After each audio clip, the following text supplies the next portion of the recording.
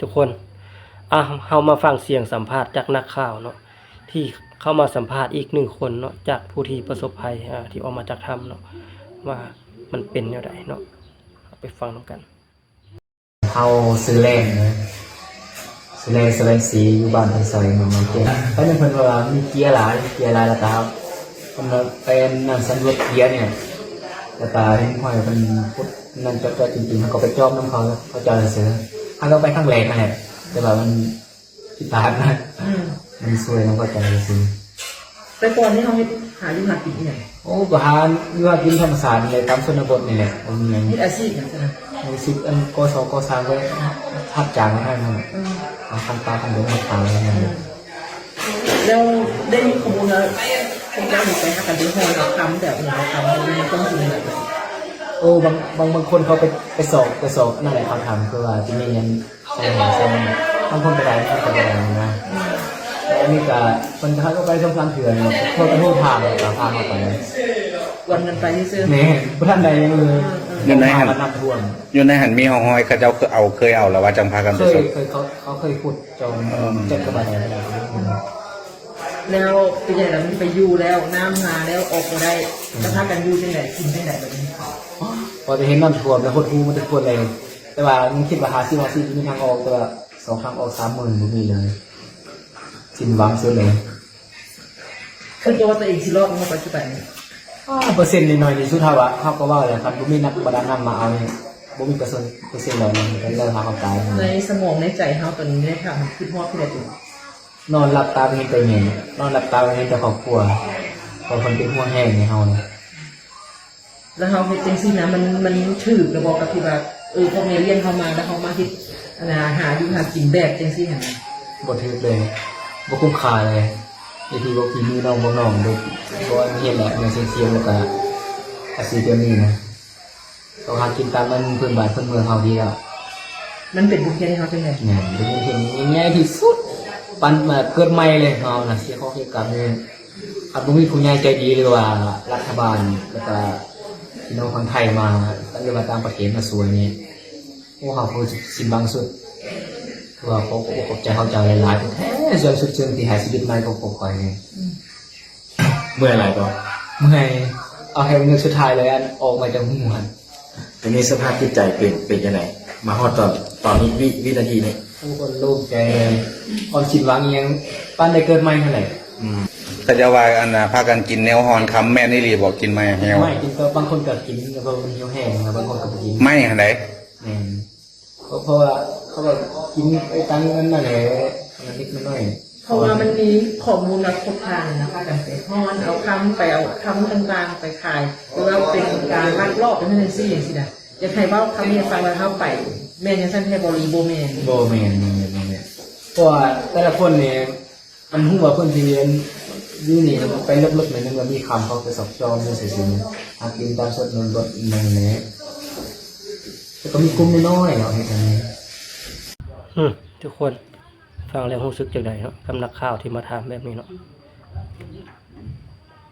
ก็คือคำบางคำมันก็บ่ควรถามเนาะบางคำมันก็บ่คักปานใดเนาะแต่ว่าก็คือเวลานักข่าวมาถามนั่นเนาะค่อยจะให้ตอบตรงๆเลยนะบ่อยากให้ตัวคนทั้งโลกนี่เขารู้หมดแล้วเนาะว่าพวกเจ้าเข้าไปในถ้ำนะเข้าไปเพื่อหยังเพื่อซอกคำมันนะถ้าว่าไปซอกตัวเจียพวกเจ้าเอาเข้าไปนะเครื่องบางคำมันนะเครื่องห่อนคำมันนะบ่ต้องปิดบังเขาเด้อคนทั้งโลกนี่เขาถ้าเบิ่งอยู่อย่าเฮ็ดให้คนทั้งโลกนี่ผิดหวังหรือว่าอย่าจะออกมาแก้ข่าวหลายเทื่อบ่หรือว่าแนวใดเนาะมันลำบากสำหรับพวกเจ้าเนาะในที่พวกเจ้าบ่พูดบ่ว่าความจริงนะมันสิลำบากพวกเจ้าอีกหลายเทื่ออยากสิได้ออกมาแก้ข่าวใหม่แม่นบ่เพราะว่าสังคมทุกมื้อนี้เขาฮู้หมดแล้วเนาะ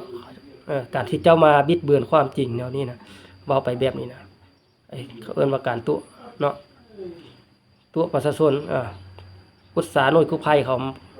มาช่วยเจ้าอยู่แต่ต่างประเทศพุ่นน่ะมาออกมาตอนนี้เจ้ามาตัวเขาแนวนี้นะมันคือว่ามันบ่คักในใดแนวนึงเนาะการที่เจ้าว่าความจริงไปโลดมันบ่ได้มีความผิดหยังเนาะ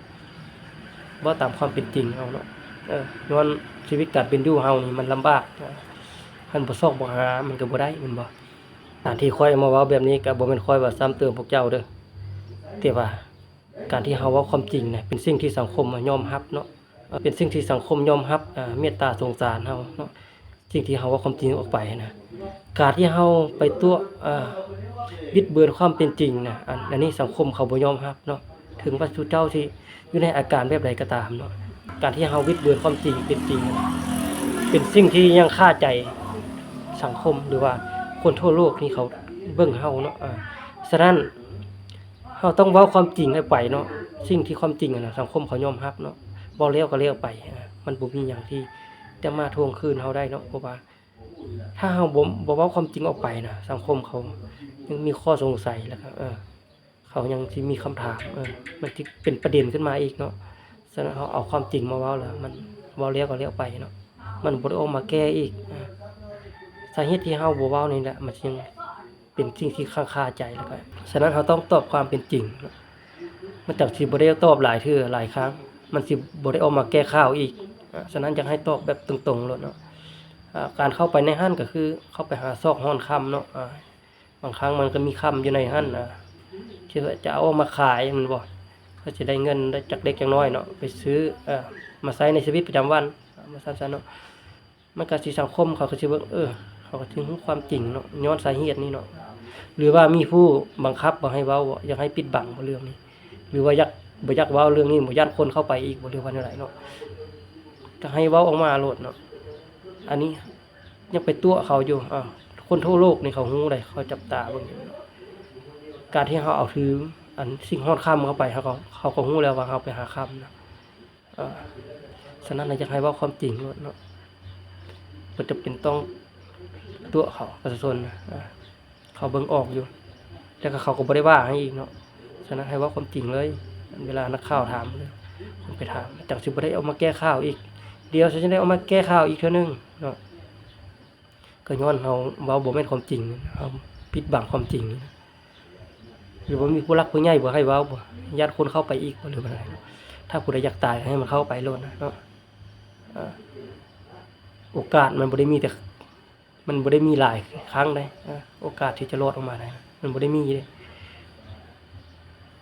มันบ่ได้มีตลอดเวลาเด้อบอกให้เนาะอยากขอนอกเรื่องหน่อยหนึ่งเนาะสมมุติว่าการที่ผู้ป่วยยังอยู่ในอาการรักษานะในความคิดของข้อยเนาะเป็นอย่างแพทย์อยู่ห้องหมอนะคืออนุญาตให้คนอื่นเข้ามาเนาะทั้งที่ว่าผู้ป่วยนี่ยังมีอาการอ่อนเพลียอยู่เนาะสุขภาพยังบ่ค่อยดีปานใดนะฉะนั้นเวลาผู้อื่นเข้ามานะจะให้ติดเชื้อได้ง่ายเนาะเพราะว่าความต้านทานมันยังน้อยอยู่เห็นบ่ร่างกายของเฮานั่นอ่อนแออยู่นะฉะนั้นจะให้พาติดเชื้อโรคง่ายขึ้นเนาะความคิดของข้อยมันสิแม่นหรือบ่แม่นเรื่องนี้เนาะเป็นหยังแพทย์อยู่ห้องหมอคืออนุญาตให้คนเข้าไปรบกวนเวลาคนป่วยที่ยังรักษาตัวเนาะคืออยู่ประเทศไทยเห็นว่าเขาจะให้พักฟื้นตัวเนาะบำรุงอาหารให้สุขภาพแข็งแรงเป็นทิศ2ทิศ